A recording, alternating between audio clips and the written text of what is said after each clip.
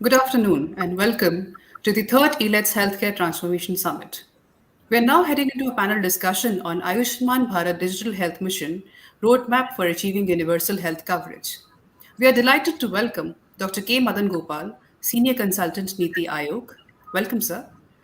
Colonel Dr. Sunil Rao, Chief Executive Officer, Gujarat Cancer Good Society. afternoon and welcome to the third ELETS Healthcare Transformation Summit. We're now heading.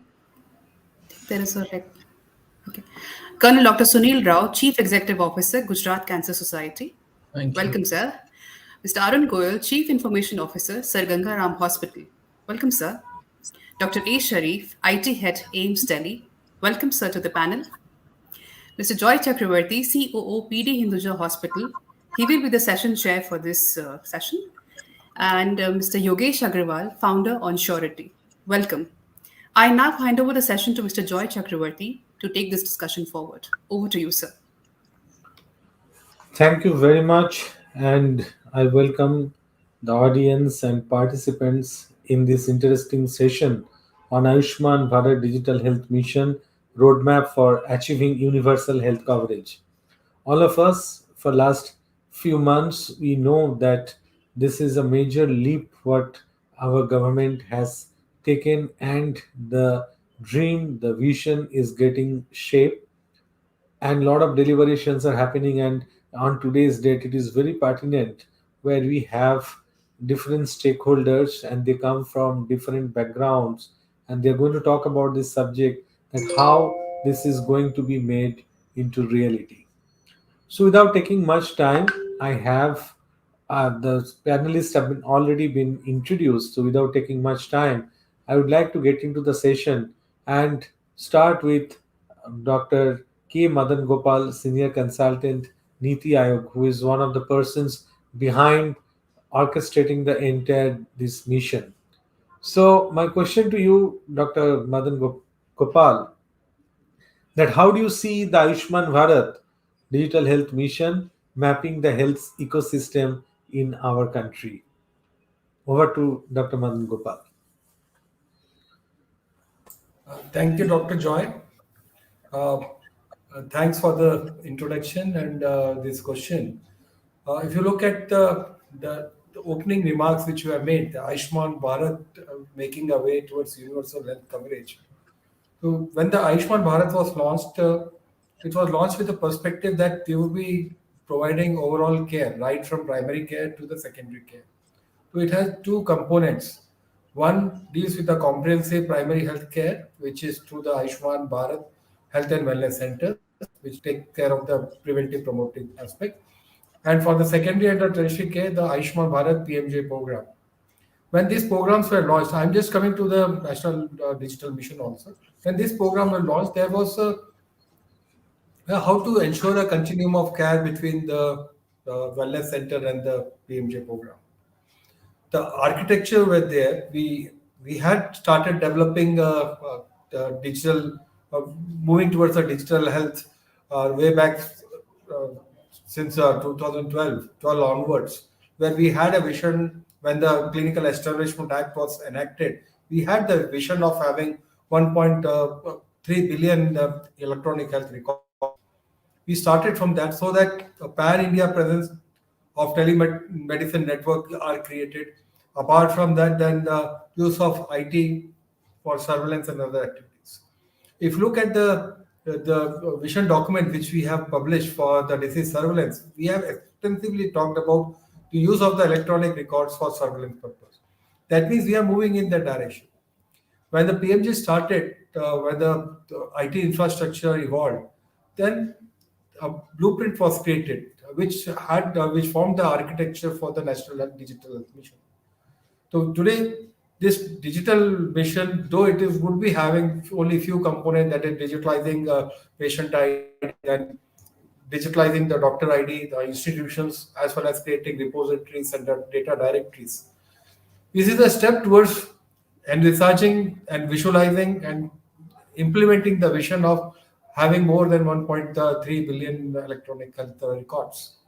So that once the records are created, we are in a position to use that record for continuum of care of the patients, right from the primary centers to the tertiary and the apex tertiary care centers, as well as using this electronic records for your surveillance purpose. Surveillance for health information and action. It's not for surveillance for other activities, it's for just for your disease surveillance and the disease related events. So we are moving in that direction, and with the launch of the digital mission, we are moving in that direction, and the process is accelerated. Apart from that, to connect the continuum of care, we are having another platform, that is integrated health information platform. In coming days, you will be seeing that the integration also happening between the different programs and the existing digital mission. I stop here. I will take other questions. Thank you. Thank you, Dr. Madhan Gopal. And in fact, you have very clearly shared that 1.3 billion population, and where all we are looking for synergy amongst the stakeholders to ensure that so much of healthcare related data, healthcare related information gets accumulated, and ultimately that leads to a very fruitful and useful, culmination of environment where the decision making, caregiving all becomes much easier, better, and efficient. So, thank you for telling that. And now I move on to another major stakeholder, to Colonel Sunil Rao. Being a CEO of a hospital, we are sitting on the other side where, as a provider, you need to probably design and you need to set up a framework where this particular health mission, the way it has been created, can be established and can talk to the other providers on a live mode.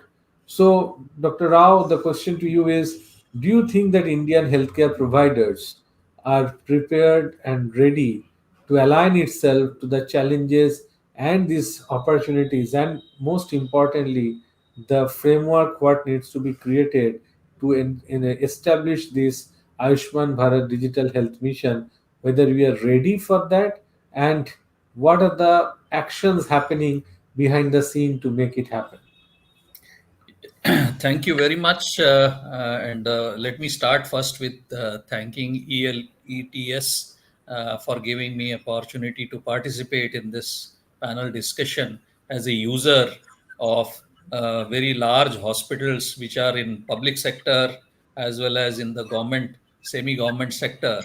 And this is where our problems actually start, in the sense that I have worked in private sector also, in corporate sector also. My previous hospitals were totally fully geared up as far as digital aspects are concerned. In fact, they were the first hospital to start completely electronic records. And now slowly, of course, in the corporate setups, it has percolated quite a bit. And during COVID also, many of the things got digitalized, to the extent of giving teleconsultations and things like that. But on ground, it's a really a massive exercise, and I must congratulate Prime Minister's vision on this aspect of ABDM, where the entire country with diverse systems, with so much of population, as my previous speaker said, about 1.3 billion health records and their information.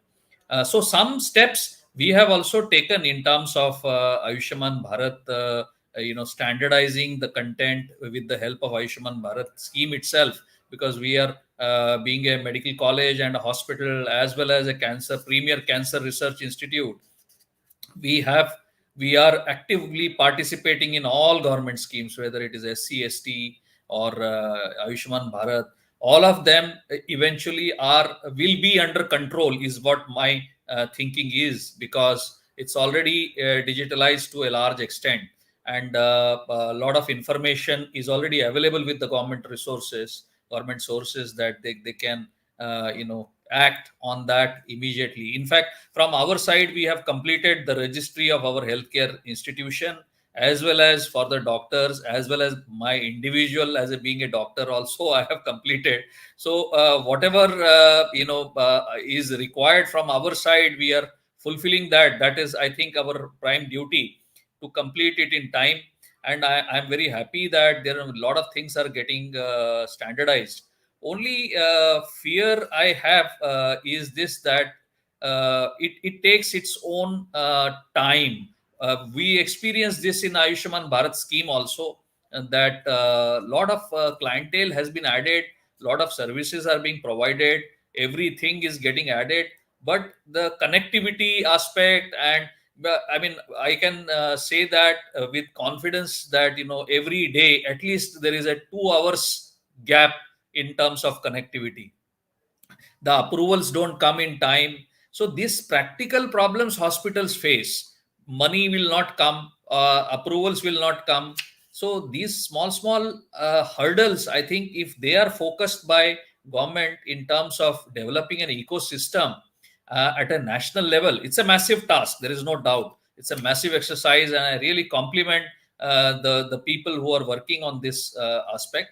But I think these practical aspects which a hospital or a doctor requires is, one is the motivation. Why should I do this? That is the most important question which my doctors keep on asking me, and I am also part of that. That why should I do this? Is there any incentive for me, or is this going to have a better value addition for my hospital or for my own career? Those are the questions which are always there, and we have to keep on asking as a managers, as a hospital administrators. We have to keep satisfying them to take on anything which is a challenging thing. In fact, making electronic record, I have to provide. Luckily, I am a medical college hospital also, so I do have residents to take care of certain requirements of entering data, as well as nursing students are also available. So but I remember in my previous hospitals, this was a big issue as to entering the data timely, and making that available to the patients as well as to other care providers is a big challenge in my mind. And mostly the challenges are pertaining to these aspects only, that what will be the motivation for them to sustain this continuously, except of course danda from management side, that is a different thing. But apart from that, I think there has to be some sort of incentive built into the system itself, where it promotes people to go towards digitalization completely, not in part-time, a part basis. Again, that creates more confusion. Many people are writing on paper and just passing it on, and people are scanning, putting it as an image. I think that all those hurdles will be there in successful implementation. I think those were some of the practical points. I will cover many of them going ahead. I think I will hand over back to the host, and then we will take on the next question. Thank you. Thank you, Dr. Rao. And probably the question of what is the benefit waiting for us and how it is going to be useful for us. I think that ultimately, when you have a country connected electronically where the data gets transferred, quick decision making, quick intervention of medical care is going to happen, and that is going to be a major boon for the patients, for the community as a whole. So, thank you for sharing your thoughts. And now I move on to a person, probably they are mostly now integrated, getting this system integrated in their own hospital. So I have a representative from a government hospital, one from the not-for-profit charitable hospital. They are head of ITs, and they are working at the back end to get this done and get this implemented. So I move on to Dr. A. Sharif, IT head, All India Institute of Medical Science, Delhi. So my question to you, Dr. Sharif, is how do you see this proposed Ayushman Bharat Digital Health Mission is getting, integrated through the IT? What are the changes? What are the modifications? What all you are going to do to get yourself aligned with this? Thank you, Dr. Chakravarti. First of all, I would like to thank the organizers, ELETS, for giving me this opportunity to share my thoughts about the Ayushman Bharat digital health ecosystem. And I will be talking from the perspective of the All India Institute of Medical Sciences. And at the beginning, I would like to just read the mandate of AIMS. So the AIMS was established by an act of parliament with three objectives. That is, one, to develop patterns of teaching in undergraduate and postgraduate medical education in all its branches so as to demonstrate a high standard of medical education in India. The second one is to bring together in one place educational facilities of the highest order for the training of personnel in all important branches of health activity and to attain self sufficiency in postgraduate medical education. Now, the most important part of medical education will be providing healthcare to the patients, because medical education happens in a setup where there are patients getting the care, and the students actually learn, whether it is at undergraduate level or postgraduate level. So obviously institution like this will become an institute of excellence for a kind of a tertiary care. It is not just tertiary care. We have primary health centers attached to this institution, and then there are urban health centers. So we can say that the whole chain of healthcare system uh, actually is present in a miniature form in this kind of institutions. So now we are very happy when this particular ecosystem, the idea of this national digital health ecosystem was mooted, because that is what is required if we want to have uniform standards of healthcare in the whole country, and then good usable data which is generated while practicing the healthcare, so that we can actually be ready for the IT revolutions that are taking place in the form of the big data analytics, applications of artificial intelligence and machine learning, and then the IoT, the Internet of Things. Now, these things are here knocking at our doorstep, and many initiatives have already been taken by the Ministry of Electronics, Ministry of Health, and various institutions. And a lot of the institutions and departments are doing research on the applications of these AI and ML and IoT and all those things. And those are also happening in our own institution. So now, after this, I would like to mention that AIMS is in the process of redeveloping itself into a world-class health sciences university. So this is a very big opportunity for us to wholly embrace this national digital health ecosystem and fully integrate with it, and develop a kind of a prototype system for an apex institution like AIMS, which others may emulate. And now we can say that a new mandate has been added to the AIMS. Like, for example, the whole country may be looking at us on how to adopt this national digital healthcare ecosystem. And now we are in the process of developing a hospital and healthcare information system which is fully aligned with the national digital health ecosystem. Okay, some of the challenges that we are facing have already been mentioned, and in the course of this discussion, probably some more will come up, and I will also try to mention the challenges that we are facing and we are likely to face in future. Thank you. Thank you. Here I would like to stop. Thank you. Thank you, Dr. Sharif, and you have narrated very nicely the road ahead and how you're going to manage and mitigate those challenges. And I move on to your counterpart of Sir Gangaram Hospital, Mr. Arun Goel, Chief Information Officer. So I have a similar type of question that in you are a hospital, private trust, and it is not like a major teaching government institute which is connected to multiple centers. So in your center, how are you, looking at it and how you are shaping this?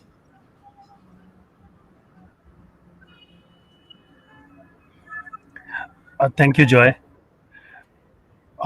So in Gangaram Hospital, we have already implemented the HIS, and we have implemented the EMR system, wherein we are ready to integrate with Ayushman Bharat Digital Health Mission.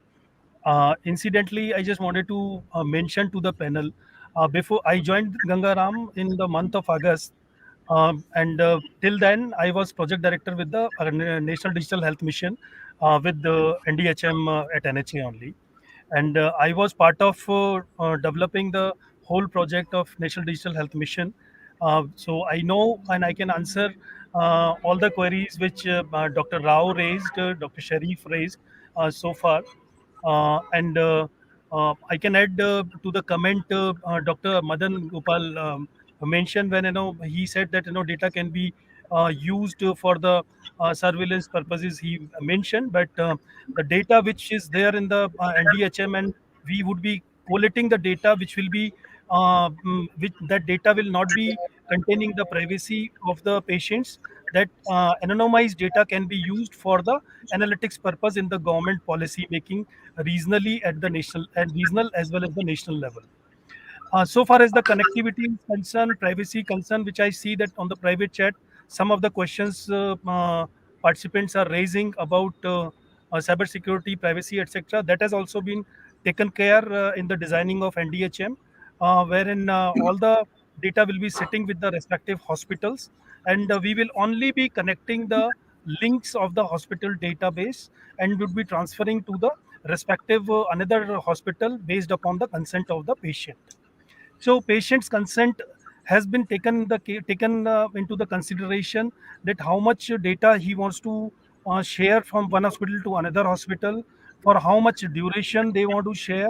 So that type of privacy of the patient has been taken into the consideration while designing the whole project.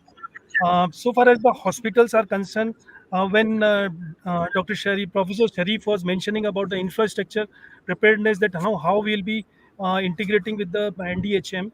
So for the NDHM, you just need to complying some of the standards, the global standards.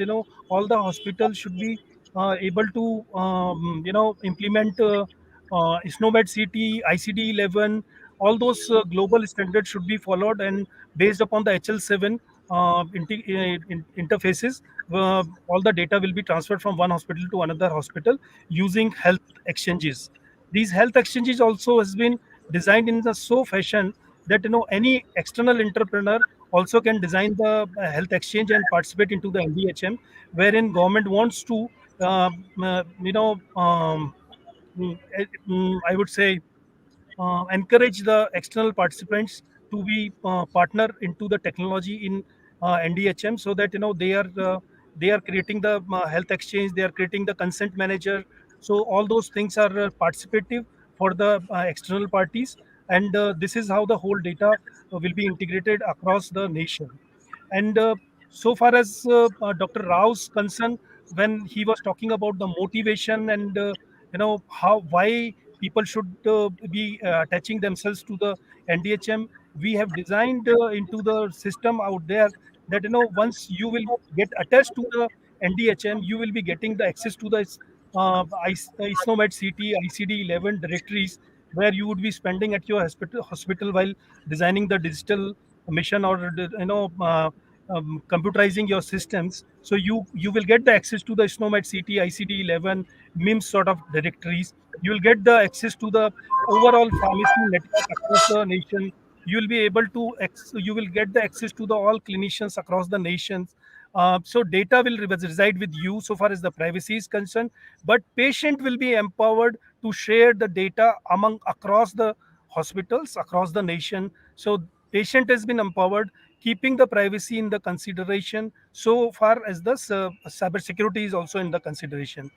um, so far as the cybersecurity data transmission is consideration, all the global standard of the RSA 256 has been considered while data is under transmission and data at rest. So the topmost security standards have been recommended into the project. And and another question I would like to answer of Mr. Rao's concern, that what will be the benefit of adopting this particular ABDHM.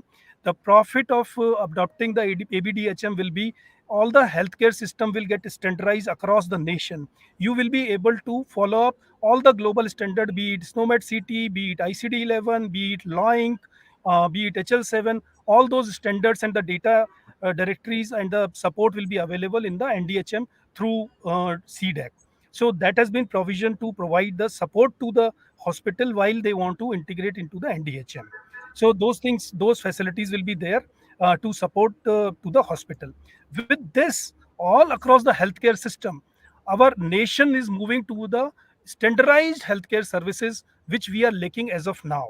So everybody in the corporate, and I would see that in the corporate, is adopting the standards, and I am pretty much sure that Dr. Professor Sharif will also agree to me that AIMS would also be following up all the global standards.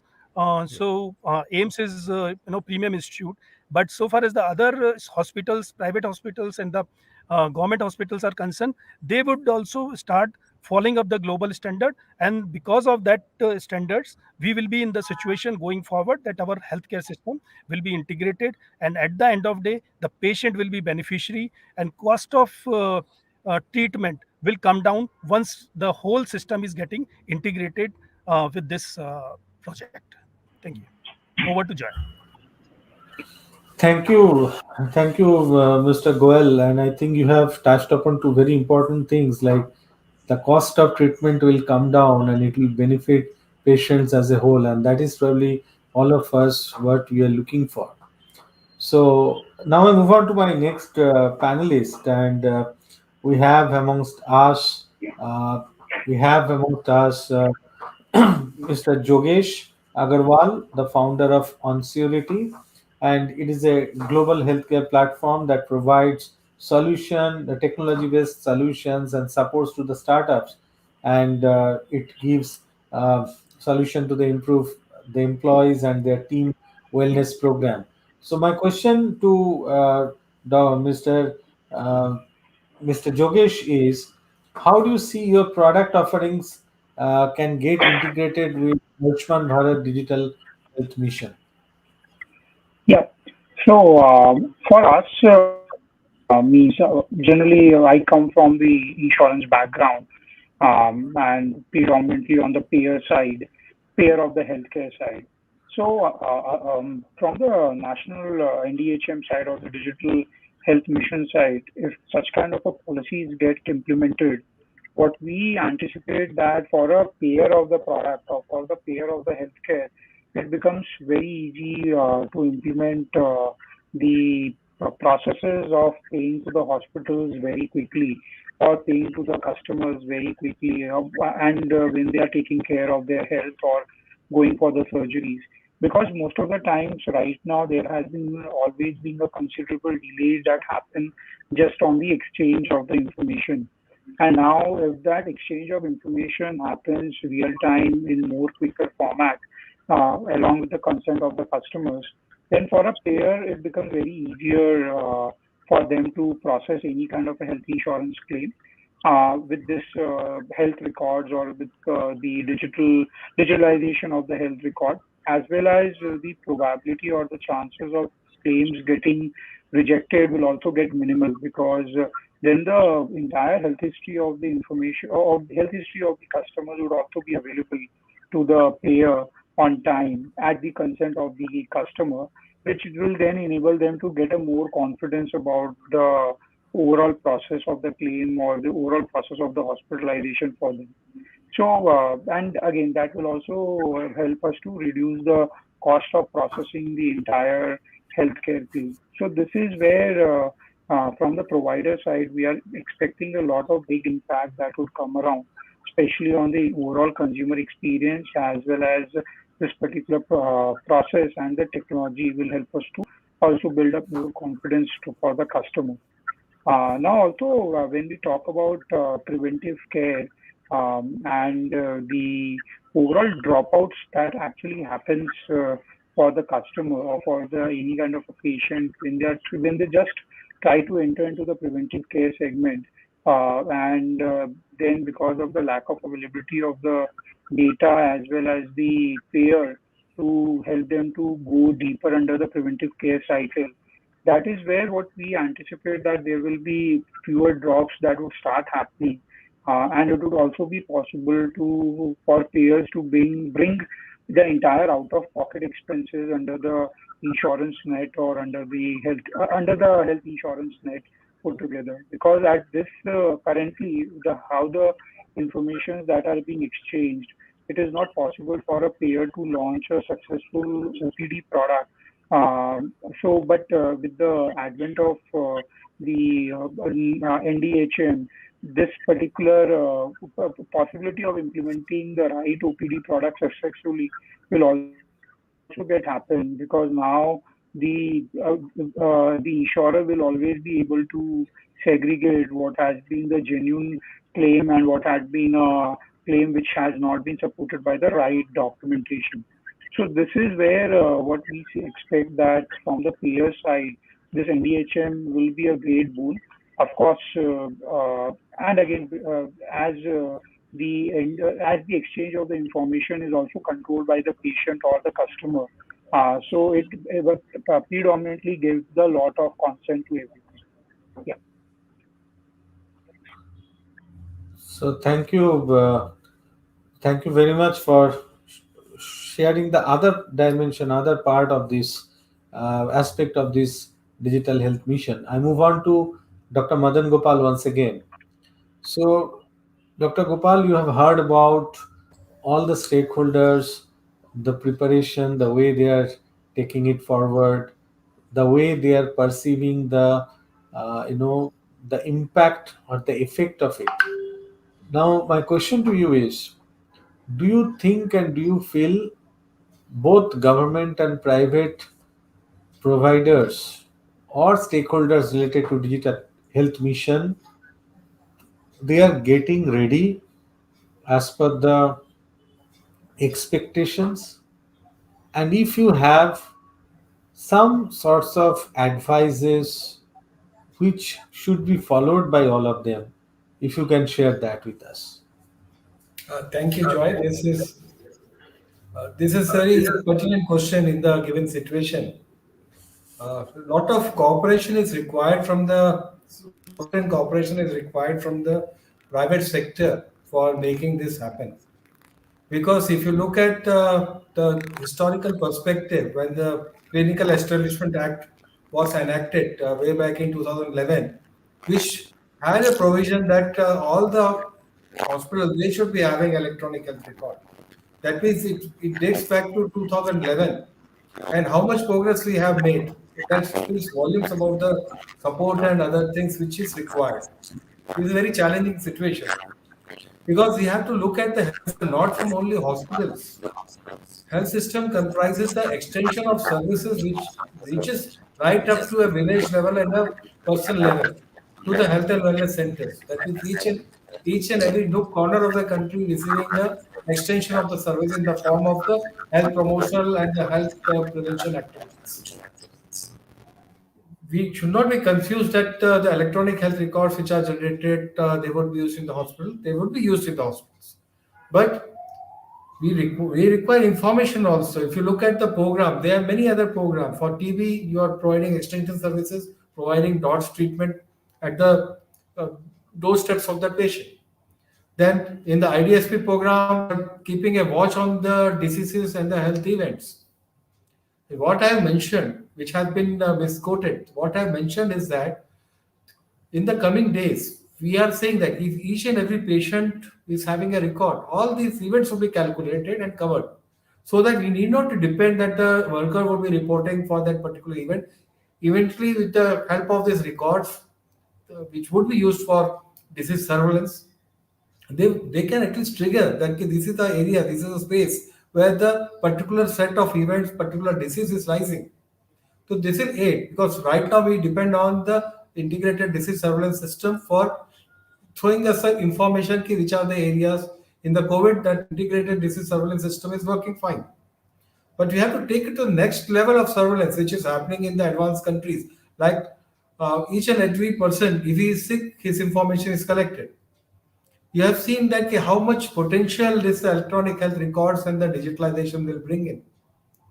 We wanted to look at the data, because whenever a new disease comes, we wanted to see that why this is not happening in India, why it is affecting the people in the Western countries. One of the hypothesis which was given at that time in May 20, that the BMI of that patients in US is higher. That's why they are having the higher incidence of that disease, that the COVID there in this. But where is the data available for us? Had it been the digital data available, immediately we would have looked at the BMI status of our people and could have drawn conclusions. There was another important thing, how it would be aiding in the coming days. I'm just coming to that. One other important thing was that the people who were having the BCG vaccination, they had a lesser episode. Where is the data for that?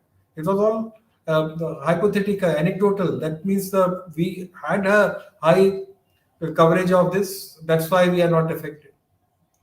Another thing is in the malaria program, we are providing chloroquine, and this mass drug administration is also happening in the tribal parts and the tribal parts of Chhattisgarh and Odisha, where during the first wave there were very few episodes of this illness there.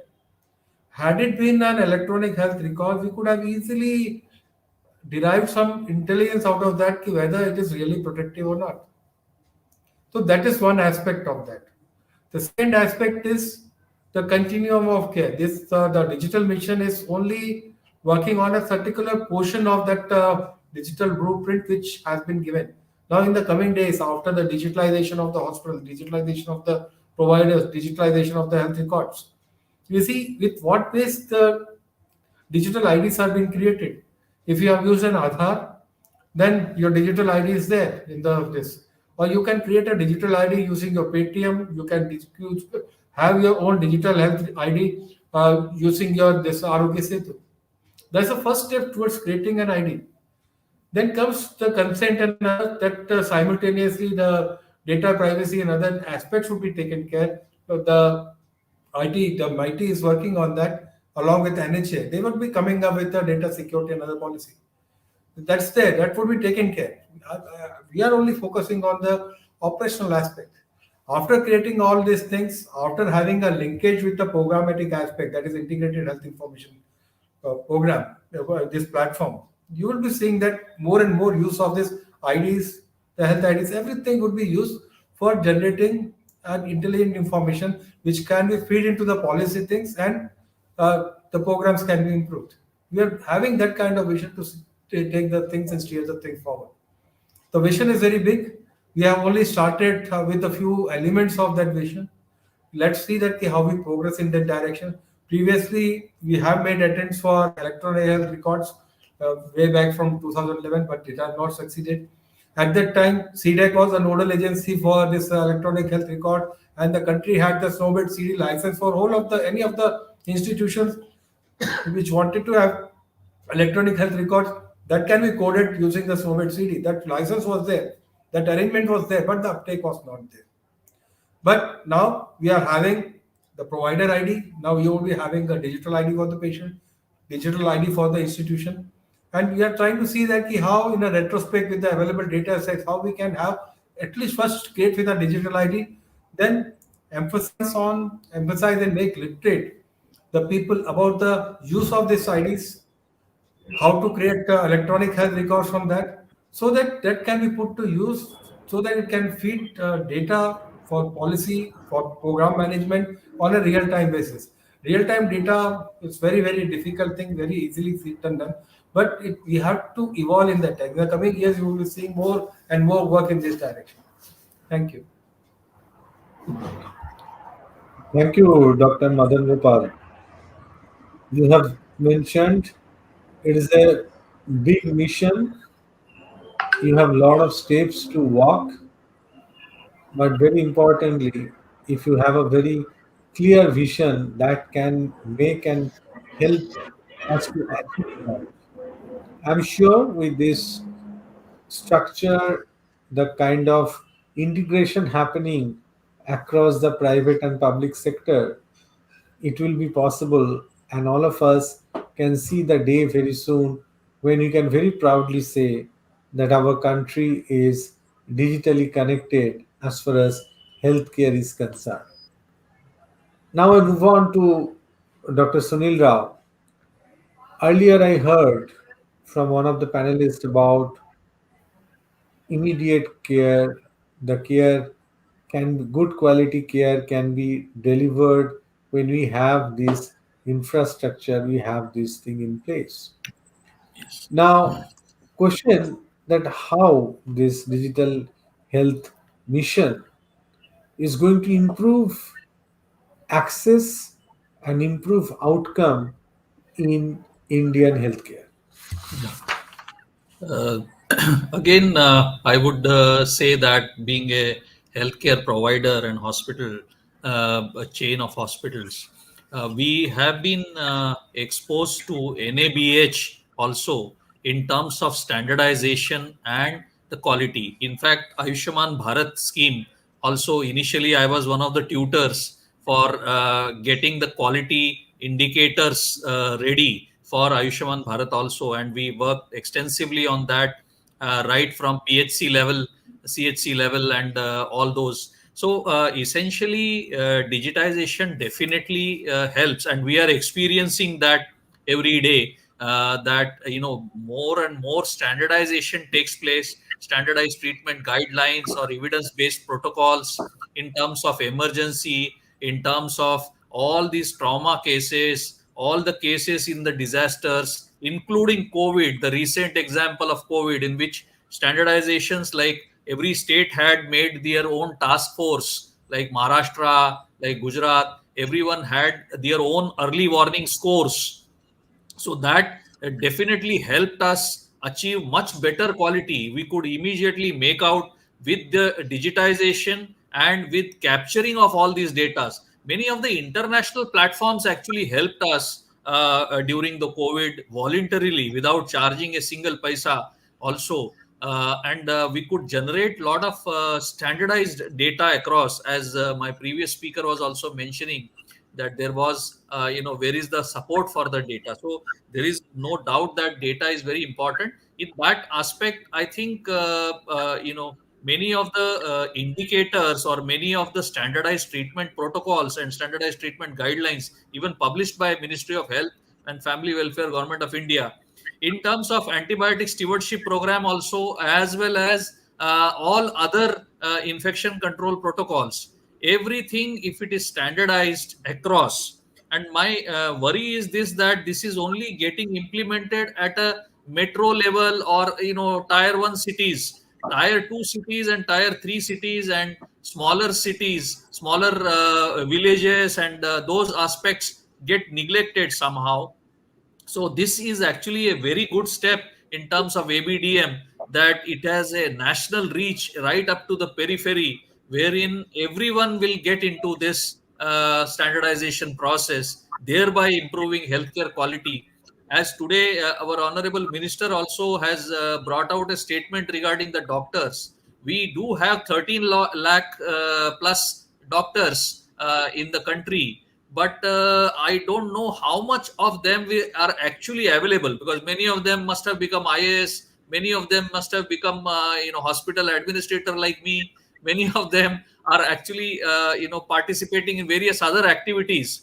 Similar to that, the nursing, similar to that, the paramedical professionals, all of this, if it gets standardized there through this AVDM, in terms of their degrees, in terms of their qualifications, in terms of their experience, and there is a running directory, that means so and so is available, so and so is sitting in Ahmedabad, so and so is sitting in Hinduja hospital, and things like this. So this aspect definitely will improve our availability of quality care, and definitely not only to a healthcare provider, but more important is patient.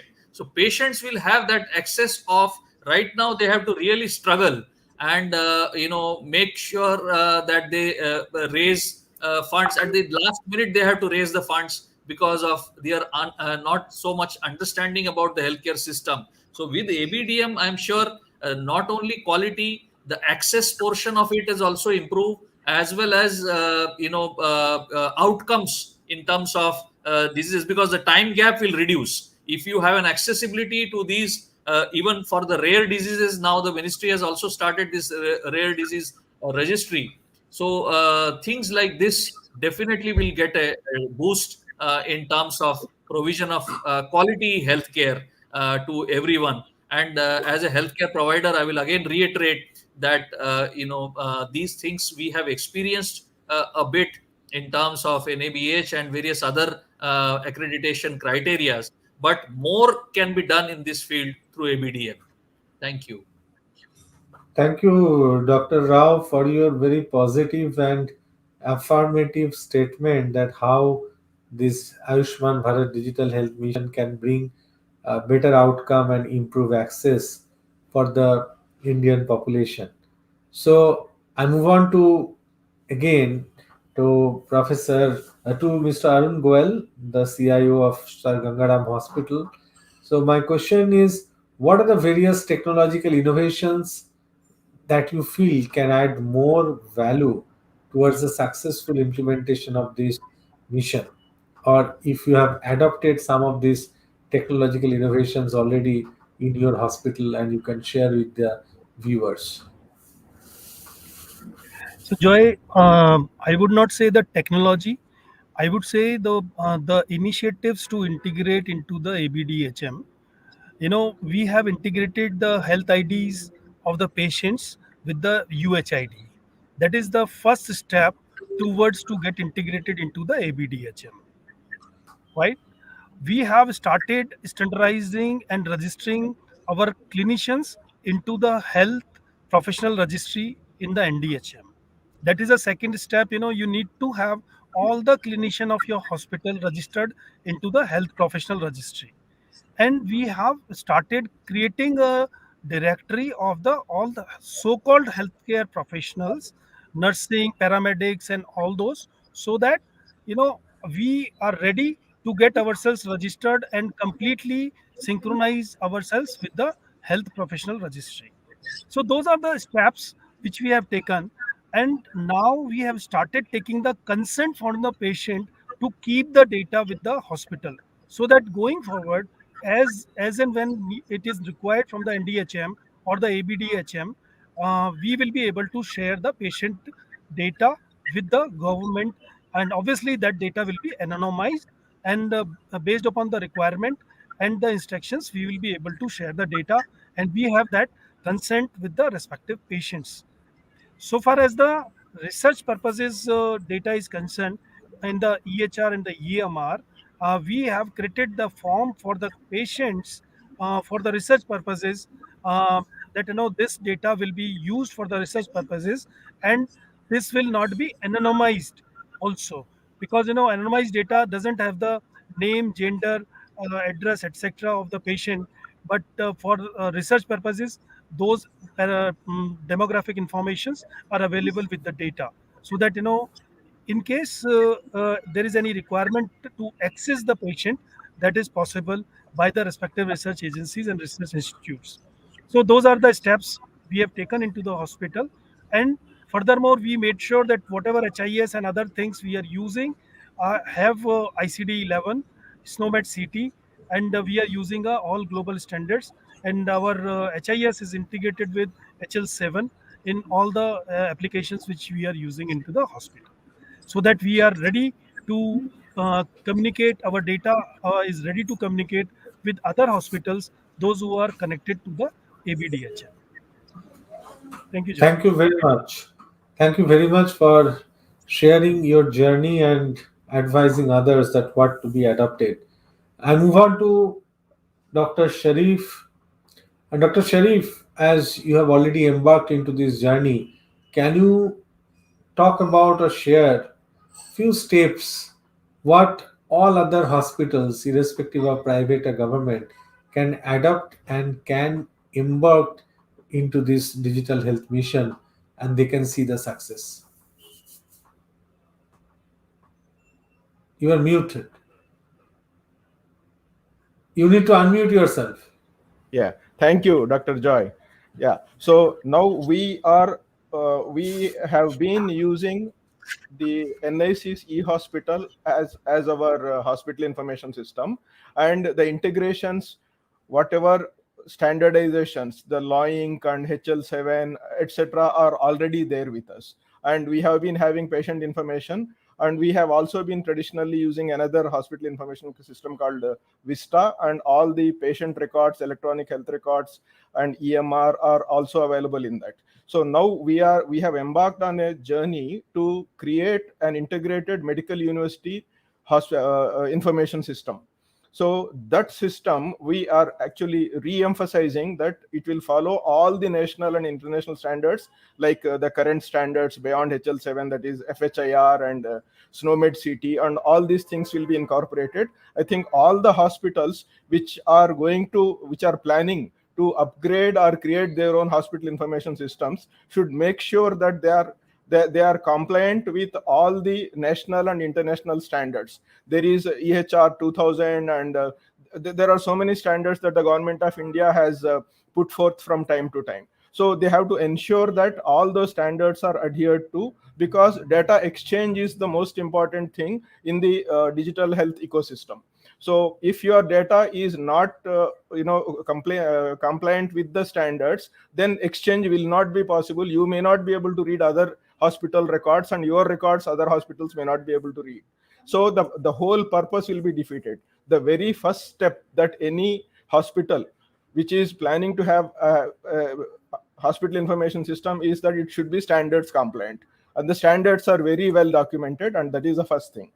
And the second thing is that every hospital information system should develop the APIs, the application programming interface, which satisfy all the criteria that are there on the sandbox provided by the National Digital Health Ecosystem. So there is a sandbox. Now, if your HIS can actually satisfy the data interchange standards of the sandbox, then you will be able to send and receive information, of course, with the consent of the patient, to any other healthcare provider in the country. And then you can receive that information when the patient visits you. So I think I should tell you that the best part of this whole ecosystem is the consent management system, and the fact that your data remains with you on premises, and you will exchange only the data that is required by the other doctor at the instance of the patient who goes to another hospital or another practitioner in the country. So you can rest assured that all your data is with you, and it is highly secure. And the interchange, even during the transport, it is ensured that the data is secure, and it is not going anywhere without the consent of the patient. So I think these are the two most important things that all the hospitals should appreciate. And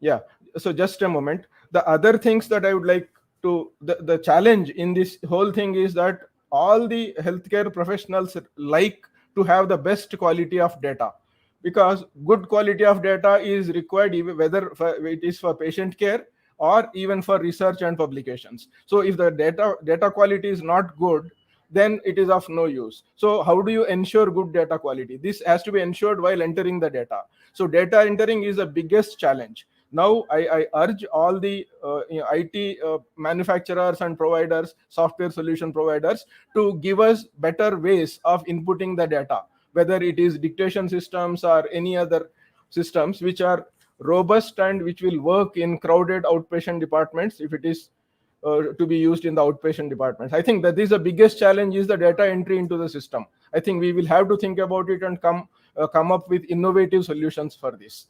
So there is no question of why should I do it. Like Dr. Rao was pointing out, the question why should I do it is for our own postgraduates, for example. If it is their thesis work, they will be very happy to input the data if they are going to get it back for their thesis work. And for any hospital, they will be very happy to have a good quality data, because whatever infrastructure planning and everything needs to be done, if the data quality is good, the management will be happy to use that for their own benefit. And then similarly, insurance companies will be happy to have authentic data. And above all these things, evidence-based medicine, the practice of evidence-based medicine and standardized healthcare all across the country. Every patient, to whichever hospital he goes, he should be able to get similar quality of care, similar standard of care. And this will also ensure that all the healthcare professionals will be at par as far as their competencies and knowledge is concerned, if they are exposed to the same data from all other hospitals. Other thing is that anonymization of data. Now we are also planning to have big data lakes where anonymized data will be pumped into that from the hospital information system. The data will get anonymized, and then it will be cleaned up, and then it will be collected in big data lakes, which will ultimately be used for big data analytics. And artificial intelligence and machine learning algorithms can be used on that kind of a big data. And then the database management systems that are required for big data analytics are different from normal HIS systems. HIS systems use relational database management systems, the RDBMS systems, which are not very suitable for big data analytics and machine learning purposes. So we will require NoSQL databases like MongoDB, etc. So now it is mandatory that we cannot use big data analytics directly from hospitals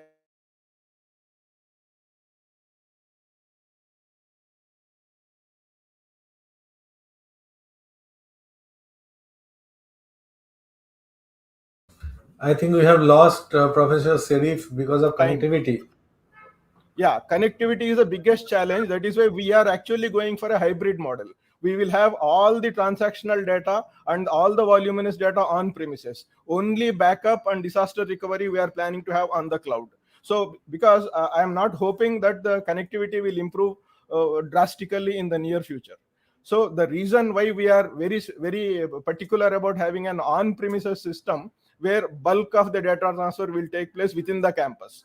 And we also have the, I think, country's fastest local area network system here. We have a backbone of 100 gigabit, and then from the core switches to the distribution switches, we have a 40 gigabit connectivity. From the core to distribution switches, we have 10 gigabit, and dedicated 1 gigabit connectivity to each client. And there is a dual redundancy. There are two lines coming from different sides, and right up to the distribution switches, we have dual redundancy. So all this is already implemented in the new blocks that have come up, and then with the redevelopment of AIMS, and we are planning to have much more robust local IT network and hardware infrastructure here.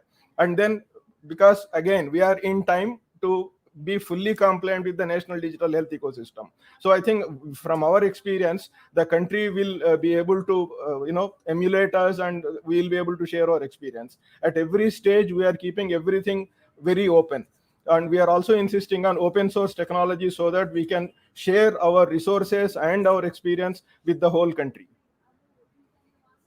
I think this is the thing that we are planning to do, because AIMS has always been a leader, whether it is in healthcare or medical education or research, and then we would like to retain that leadership role even in adaptation of the national digital health ecosystem.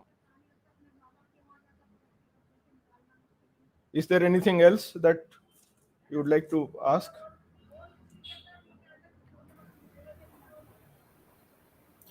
Oh, I think we lost Mr. Chakravarti here. I believe that the panelists have shared, very detailed insights on this journey and, the ecosystem of the growing landscape of the Ayushman Bharat Digital Health Mission. So, I really thank all the panelists for, the wonderful insights that you've shared today. And we would also like to inform this team gathering about two of our upcoming events. The 4th Diagnostic Leadership Summit on the 22nd and the 23rd of March 2022. And the second Pharma Leadership Summit on the 26th and the 27th of April 2022. So looking forward, for you all to join us again. And I once again extend a very warm gratitude to all our esteemed panelists who are here for their time and presence. Please accept a small token of gratitude from our end through the certificates that we present to Dr. K. Madhan Gopal, who unfortunately had to leave early. Colonel Dr. Sunil Rao, Chief Executive Officer, Gujarat Cancer Society. Thank you so much, sir, for your time and your presence. Mr. Arun Goyal, Chief Information Officer, Sir Gangaram Hospital. Thank you so much, sir. It was wonderful listening to you. Dr. A. Sharif, IT Head, AIMS Delhi. Thank you, sir. It was really insightful to hear your thoughts. Mr. Joy Chakravarti, who wonderfully moderated this session with all the panelists, and Mr. Yogesh Agrawal, founder on Surety. Thank you so much, Mr. Agrawal, for your time, your presence, and your insights. Thank you, everyone, for your time here. Wonderful listening to you. Thank you so much. Thank you. Thank you. Thank you. Thank you. Thank you so much.